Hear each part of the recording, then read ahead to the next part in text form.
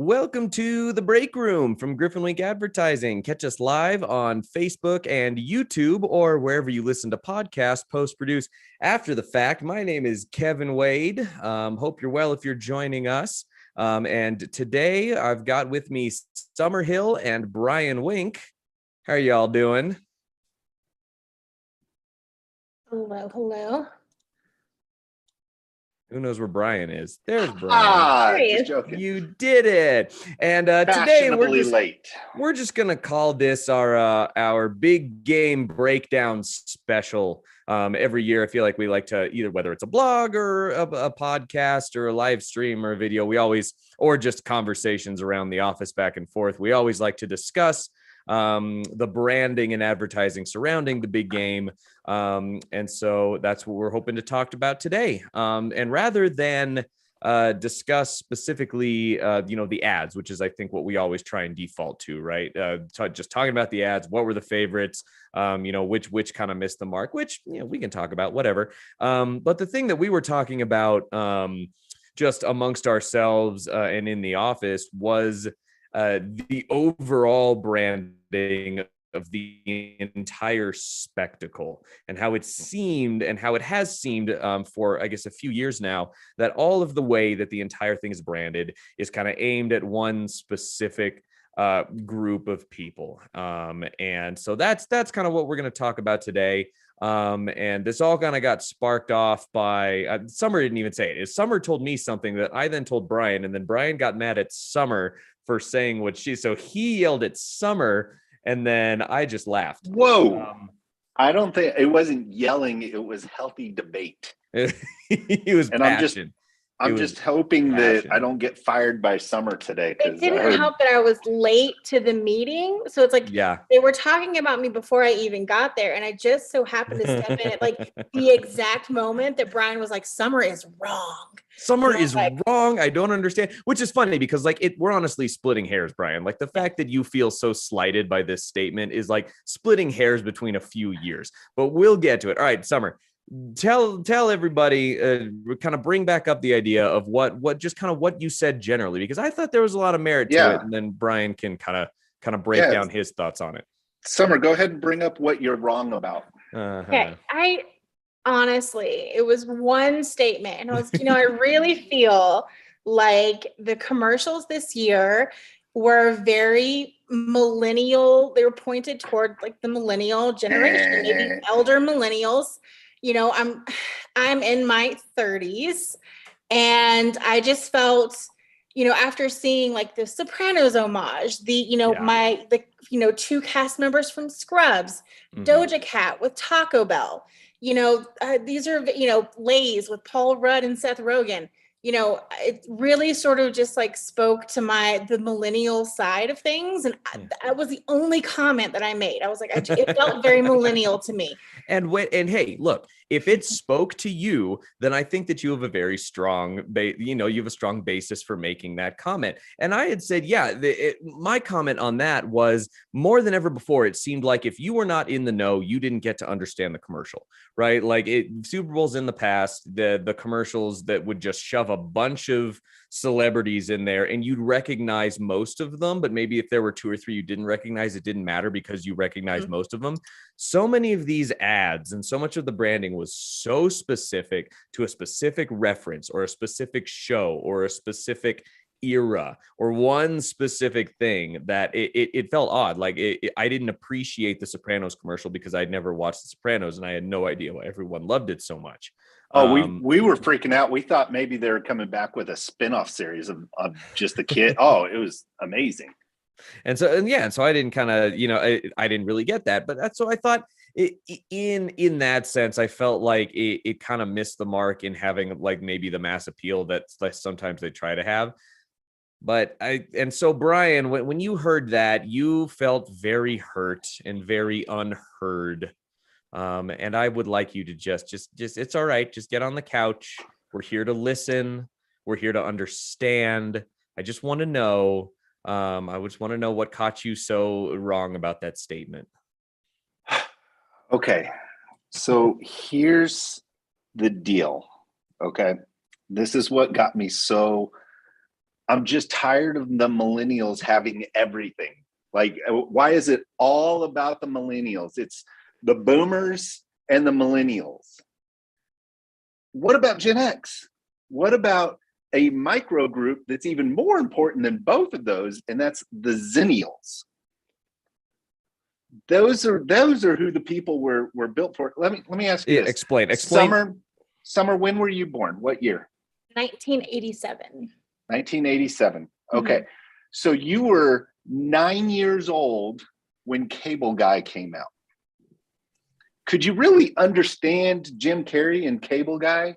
Like, did you get it? There was a Cable Guy commercial in there. I'm going to say no, but okay. I will say. I gave you your time. It's my time now. Go ahead. Okay. And then Austin Powers, that would have made you 10 years old when that came out. Okay. So my point is, yes, you were alive then, but you didn't get it then. That means you were 9 years old when Dr. Dre released his album. You were 11 years old when Snoop came out with his stuff. You don't have the context. You don't understand what that was all for because you weren't old enough to really understand the significance of it.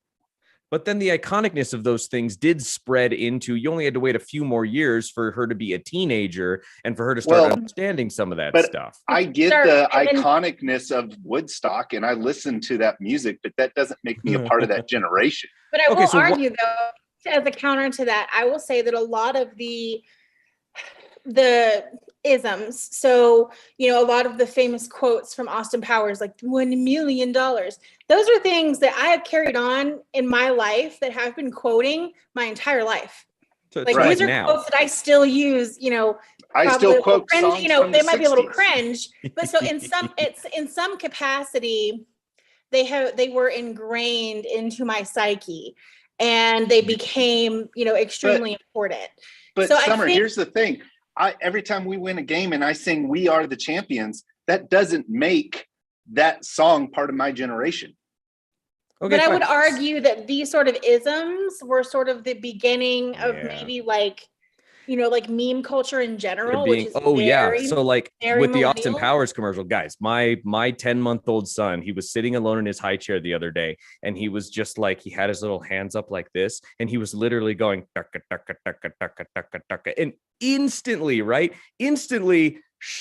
my mind shot back to Austin Powers when he's meeting his son. I'm hip, I'm with it. Ducka, ducka, ducka, ducka. I got that. I wasn't even alive. I wasn't even close to alive when like that stuff came out, right? Like it, like that. So yeah, it does kind of through the meme culture, through kind of the retro mindset, it stays relevant. And so I guess I had even sort of made an offhanded comment, like, yes, I was very young when Dre came out with his album, when Snoop came out with his, was very young with Eminem. But Eminem, I mean, I listened to him for as long as I can remember, from the very first Slim Shady album.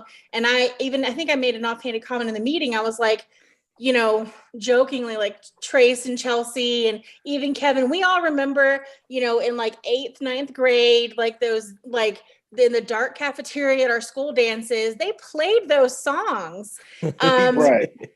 And so, I think we get to share in the nostalgia. Yeah. We get here's to share the in thing. The nostalgia. You guys remember the songs, okay? And you can sing along with them, just like we can sing 60 songs and 70 songs, right? But here's the thing. You don't remember everything that came with that. Do you remember the government coming after Eminem? I remember Tipper Gore being a big point of contention. Yeah. But did you understand it? Did you get it? I think at the time, being as young as I was, because I just when you said that, I just had a vivid snap back to like hanging out on my best friend's back porch, listening to Eminem and going through these lyrics and being aware of what was going on. But I think it was more of like I was just sort of coming up into like that rebellious stage of my life. So I was like, did I understand it fully? No. But was I on Eminem's side about it? Sure. Yes. And so, so here's the great thing. This is what I love this. And this is why I think that maybe all of these references and the way that the Super Bowl is branded this year was branded the way it did, because everything that kind of happened from the halftime show to all of the ads and the promotions, it all seems to be stuff that bridges these two generations, whether you lived through it and appreciate it and own it as being something of your generation, or whether you are part of the millennial generation that views this as kind of retro and still relevant as brought back up through the meme culture. And so that, I think, is where the two sides come together.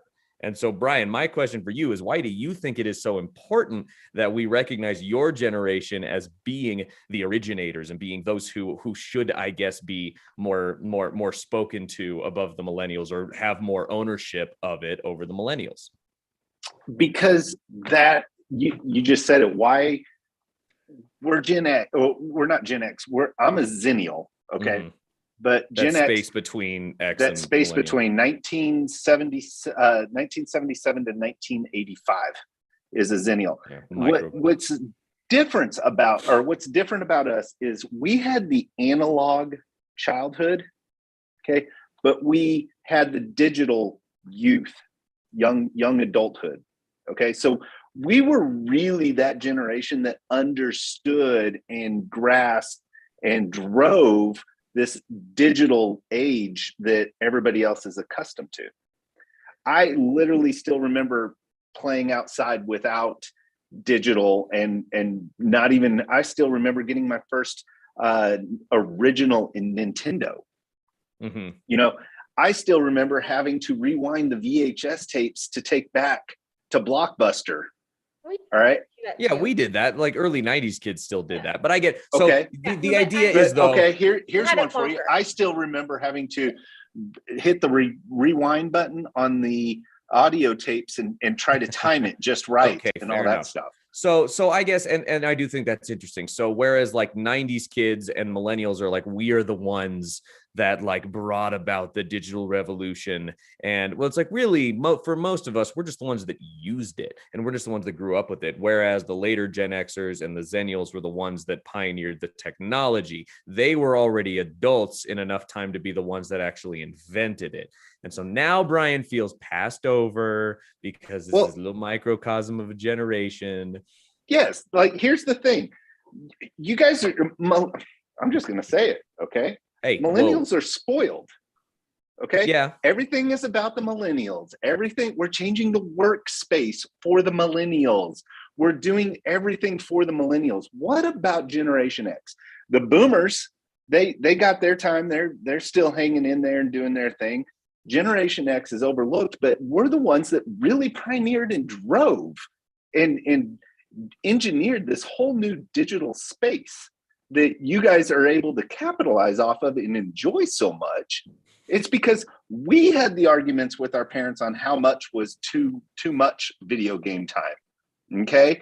Those are the things you guys just want it all handed to you. You didn't do anything other than be born a little bit later and get access to everything that we already developed. Okay. So show your respect to those who drove the bus to get it even started. Hey, your participation trophy's in the mail. Your participation trophy's in the mail. Sorry, it's coming. No, I didn't get participation trophies when I was growing up. That's the millennials. Yeah, you either got first or second, and you got trophies for that, or you little millennials decided that everybody needed a medal and a trophy for that. So, geez, now look, now we're going to start getting comments on our streaming because this guy's going crazy. I would just make to sort of, maybe, I don't know, maybe it's just like egalitarian,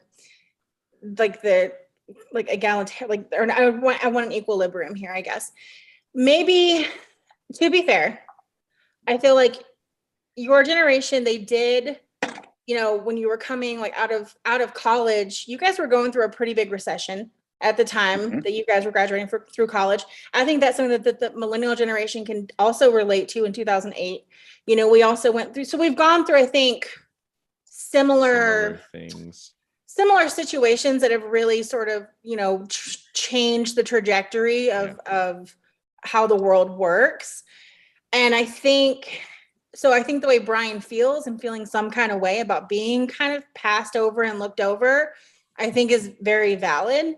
I do think that it is, because you do hear that a lot. You hear a lot of people say, oh, Gen X is the Karen generation. And it's very, like, a lot of people are very dismissive. So I will give you that.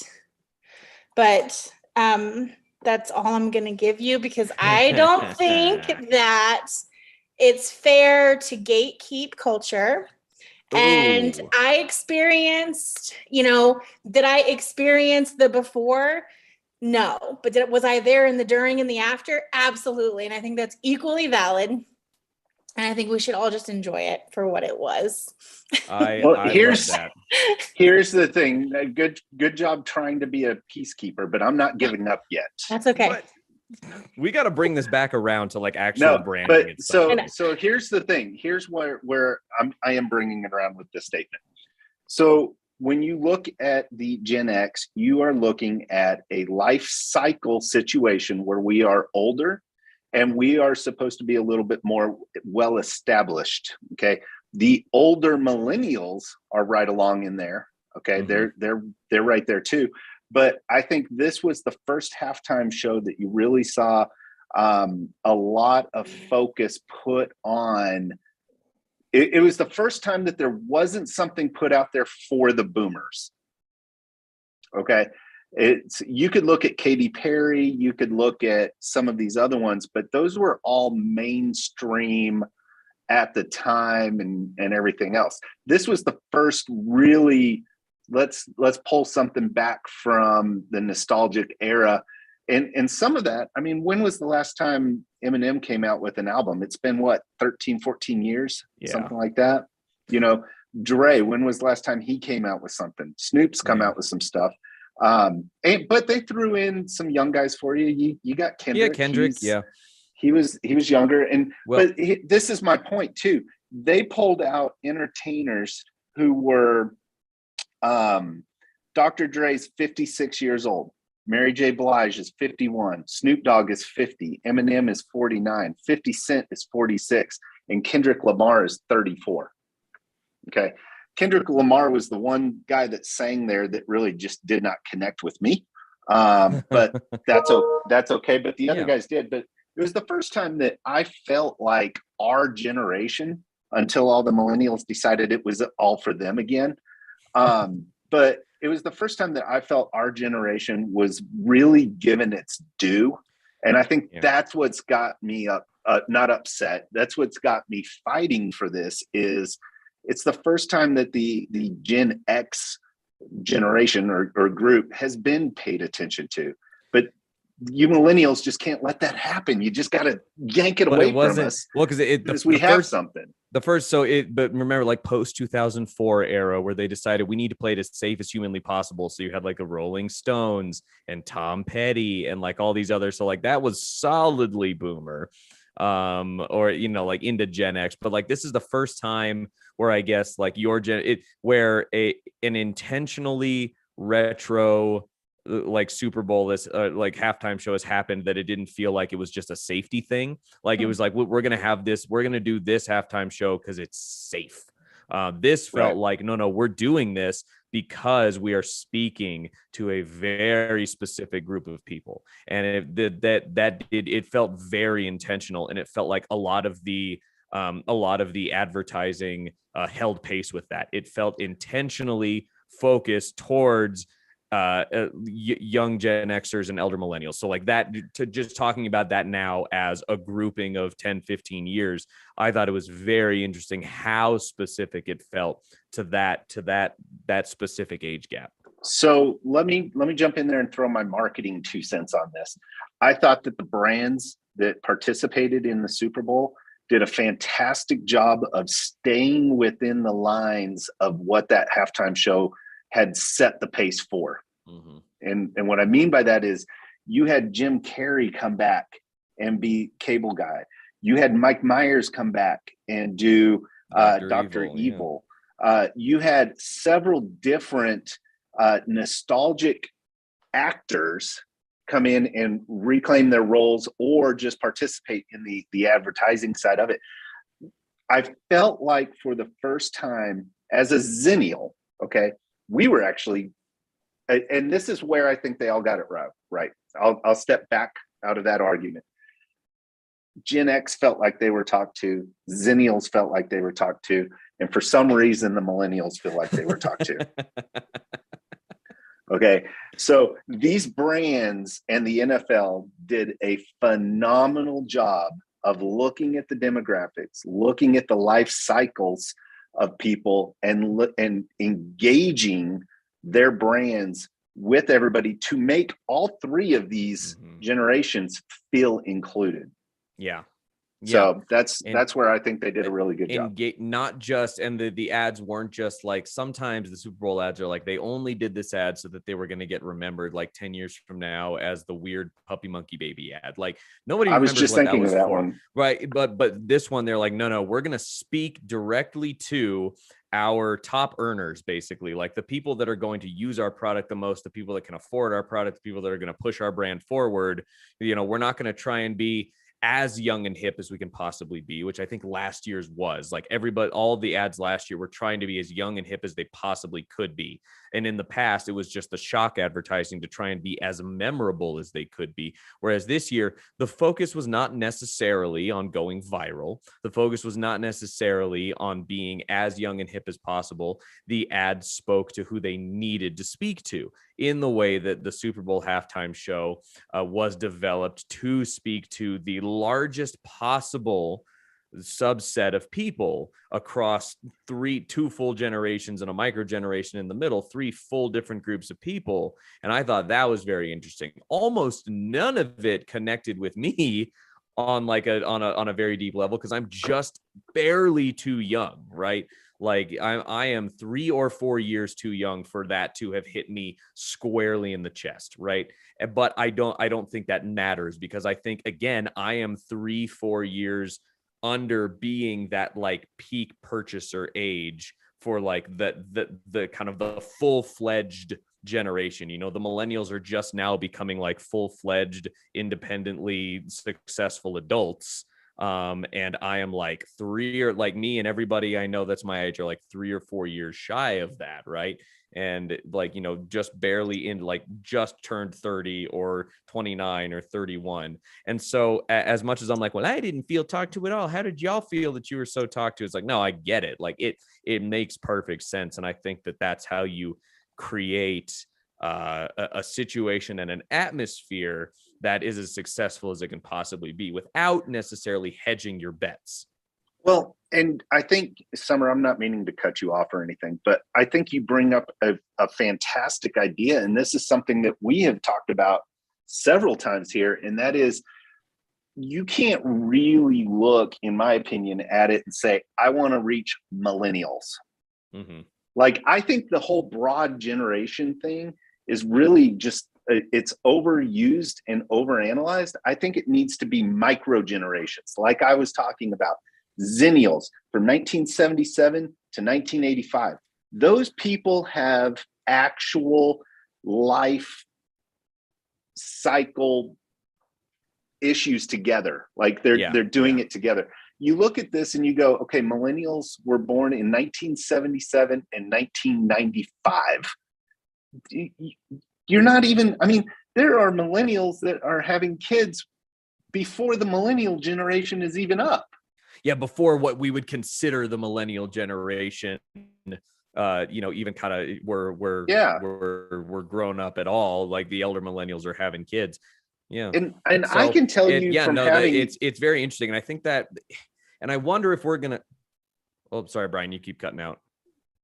Oh no, what I was gonna say was the very first millennial is going to turn 40 years old this year. Okay, that's the crazy thing. Chelsea is texting me on things to talk about. She's like, I should be on there, and I'm like, yes, get on here. Chelsea's just talking through Brian. Yeah. But here's the thing: you're not even at the same life cycle half the time in these generational things, because we view I coach basketball. And there is a huge difference between, I'm coaching a 3rd grade, 4th grade team right now. There's a huge difference between just fourth graders and third graders. Yeah. Okay. So now you're talking about 15-year gaps.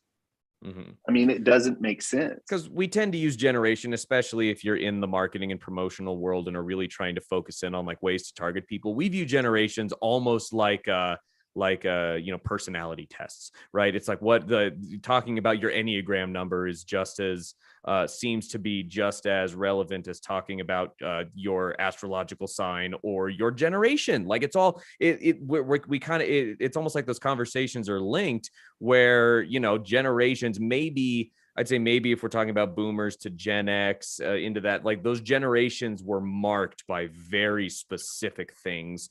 And the innovations that were happening over those times happened a little bit more slowly. And now when we're entering a situation where there almost feels like an entire generation of knowledge difference between a 10-year-old and a 20-year-old and a 20-year-old and a 30-year-old, we've pulled generation gaps from like 30 years down to like 7 or 8 years as far as the amount of innovation and technological achievement and world, the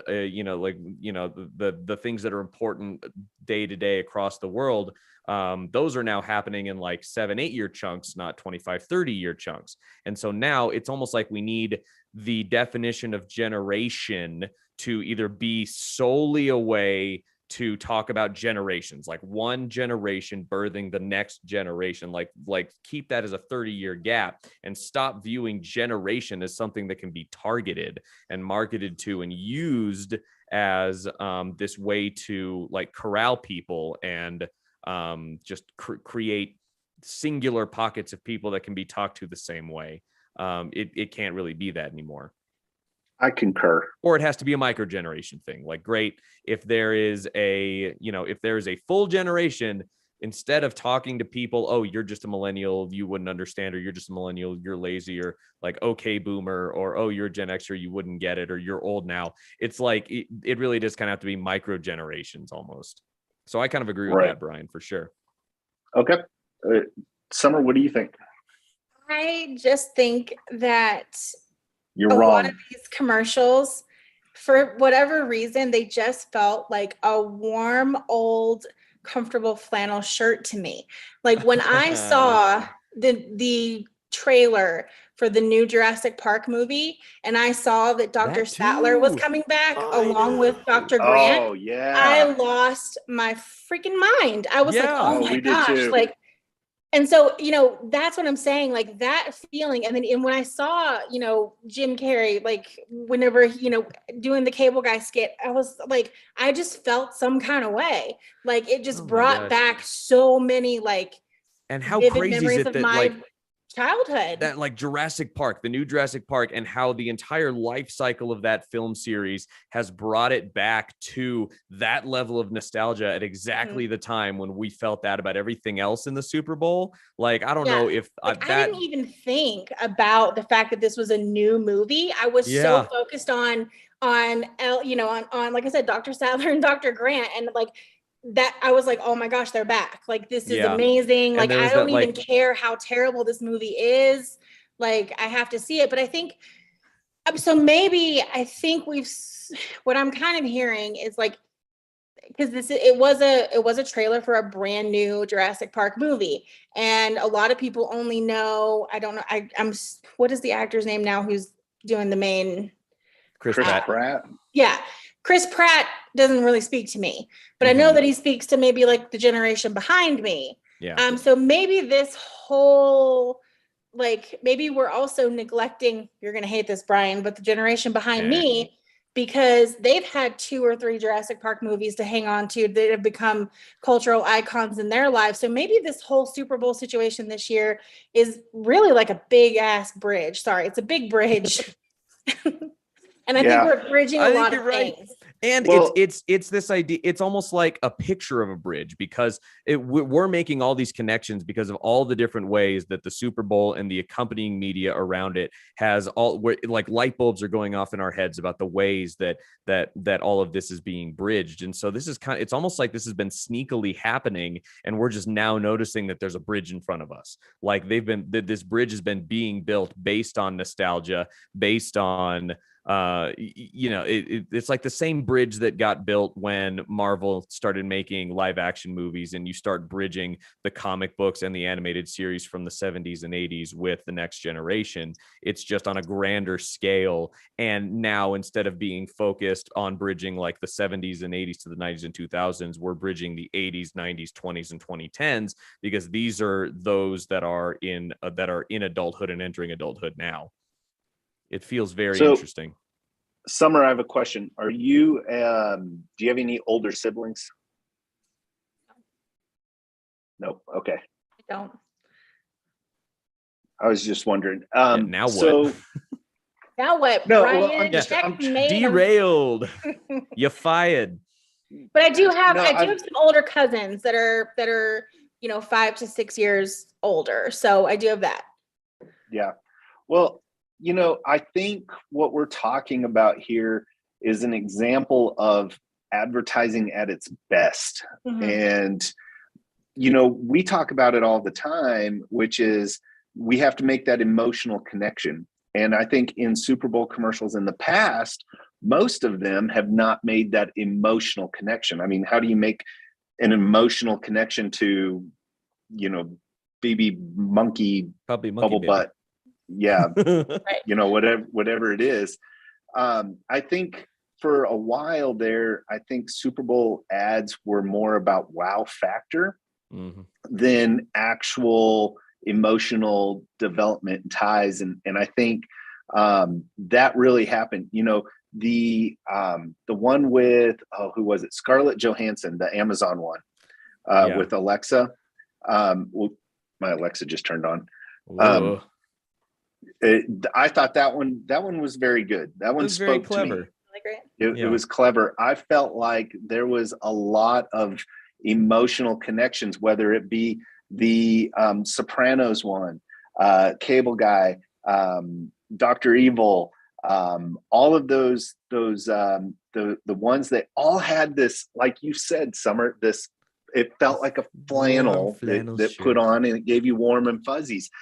I was engaged throughout that whole Super Bowl in the football game, but also in the commercials, because it seemed like to me every single commercial break, there was something that was playing inside that commercial break that made me go, oh my God, you got to be kidding me. Mm-hmm. It kept me at this level. I never did the typical drop and kind of doing the analyzing where I'm sitting there going, oh, that commercial, what were they trying to accomplish? You never turned into an ad man. Like in years past, you always turn into an ad man halfway through, and you're just like, well, I don't know if that was targeted. Right. These commercials did such a good job of talking to me that they kept me a consumer throughout the whole thing. It was fantastic. I really enjoyed it. And that's impressive for you. I know. So my question now, and I've been kind of thinking about this as we've been talking about it. If everything over the next, it seems like the last few years and the next, it may be happening, it may happen the next years moving forward. If we're so focused on the retro and the look backs and on reliving what has happened and rehashing and building upon past movie franchises and turning old movies and TV shows into memes and listening to old music, in 20 years, what's going to be retro? Like is retro going to be retro again? Are we going to have anything to own 20 years from now that we're going to be looking back on parodying in Super Bowl ads? Because it's like there's nothing new. And we say that all the time about music and movies, but I feel like this whole conversation has been about how retro felt so good, but none of the conversation has been about anything new or groundbreaking that actually happened. Okay, so I actually heard a really good segment. You're going to laugh at me when I tell you where I heard it from, but I was listening to the E Street Radio on Sirius XM. Okay, so it's dating me right there. But there was a great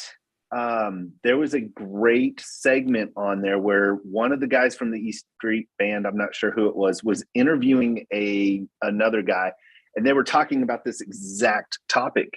And this guy brought up something that said that really kind of spoke to this. And he said, it doesn't matter if it's music, it doesn't matter if it's movies or fashion. It's going to be in cycles. And you're going to have these periods of nostalgic remakes, and you hear it a lot in the music, and you hear it or you see it a lot in movies. It's this nostalgic remake because right now, in my opinion, and this is what the guy was saying too, is there's so many options out there that you're just trying to connect with someone. So you go to Old Faithful, and you're like, and these are tried and used things. He said, but here's what always comes out of these nostalgic cycles. And he kind of went into how you see these cycles throughout the music industry. He said, but it always develops into this whole new genre. And he goes, that's what you should be looking at, is what's the next genre going to be? He said, because right now you've got a lot of these remakes are coming out in the movies. Well, they're made by Netflix. They're made by these production houses.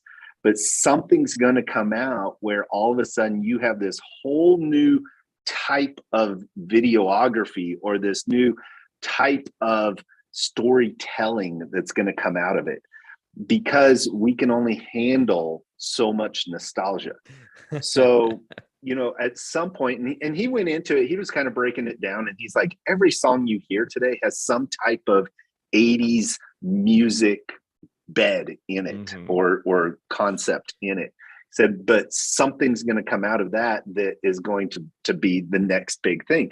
Just like you saw hip hop kind of come out of this kind of old throwback to blues, R&B, yeah. And so now you got this new genre of hip hop that everybody's being built into. But what's going to be next? Because you get to this certain age as you grow up where you just go, I don't want to be a part of that anymore.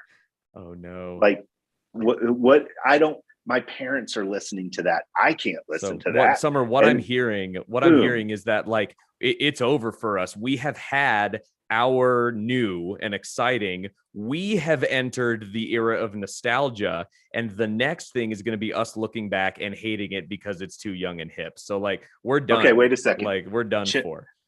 Chelsea just said something that I think is very smart, or she texted it to me. And she said, we're going through a nostalgic period right now because we're coming off of a global pandemic, and we want to get back to something as to the way it was. Yeah. And we're all rewatching these things and rehashing these things as we're here, as we were in quarantine and staying at home more. We're just going back to the good old faithfuls, like you said. So it's almost like a juiced retro movement because we have something that's facilitating that. But yeah, I still think like Summer, it just clicked in my head that like we're headed towards we're headed towards the tipping point. Like we've had our new and shiny, and we're in retro, and then the next of those three steps is a new and shiny that we inherently hate. Yep. Oh man, I'm so excited to be a cranky dad. Like you just had these kids. I turned into like crazy dad joke dad. I'm just excited to be like cranky dad, just not understanding like what's going on, but also maybe cool a little bit. Who knows? I don't know. I was doing dad jokes this morning and I thought they were hilarious. You really did think those were funny. I did. I even called you this morning and told them to you. Which is very dad of you. Here, give Summer one of them. Let's see if we can see her eyes roll. Okay. So what happened to the pirate that kept getting mad as his boat floated away? I have no idea. He had to go through anchor management. See, that's a good one because it's double. Because it's a pirate joke, but also like he does still need to like work on mooring the boat better. So how do you know if you're Summer? How do you know if you're a pirate? Yeah, how do you know?